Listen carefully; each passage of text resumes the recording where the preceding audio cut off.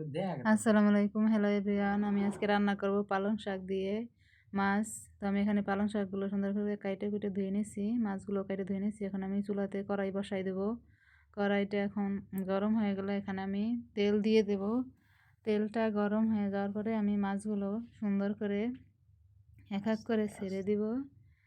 এক এক করে ছেড়ে দেব। মাছগুলোকে আমি সুন্দর করে ভেজে নেব, যাতে মাছ থেকে আসে একটা গন্ধ আসে। তো মাছটা আমি এখন সুন্দর করে ভেজে নিব।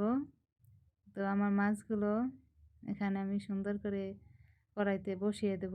মাছগুলো আমার ভাজা হয়ে গেছে। এখন এটাকে আমি নামিয়ে নেব। এখন এখানে আমি দিয়ে দেব পেঁয়াজ কুচি।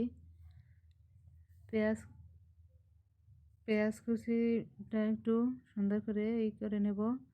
তারপর আমি এখানে বাটা মশলাগুলো দিয়ে দেব, কাঁচামরিচ, রসুন বাটা আর জিরা বাটা। মশলাটাকে আমি একটু নেড়ে চেড়ে দিব।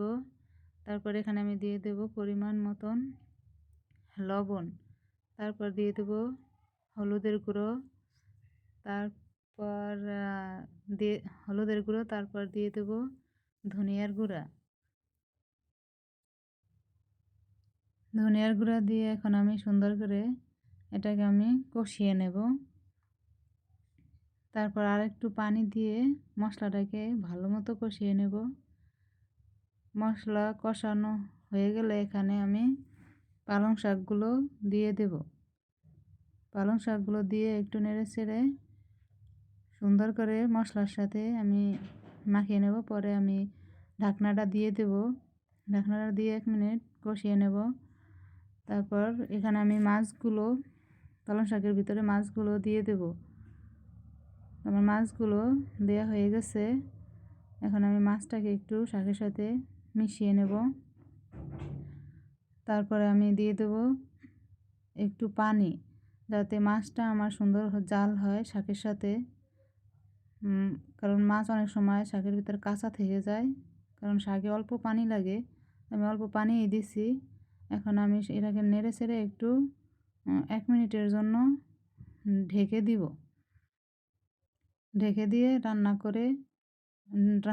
করে নেব। তো এখন আমার শাক রান্নাটা হয়ে গেছে।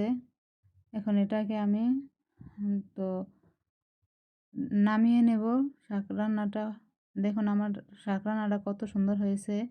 তো আপনারা সবাই অবশ্যই এটা একবার বাসায় ট্রাই করে দেখবেন। আর অবশ্যই কমেন্টসে জানাবেন কেমন হয়েছে শাক আর মাছ রান্নাটা। এই শীতের সিজনে সবাই বেশি বেশি শাক সবজি খাবেন।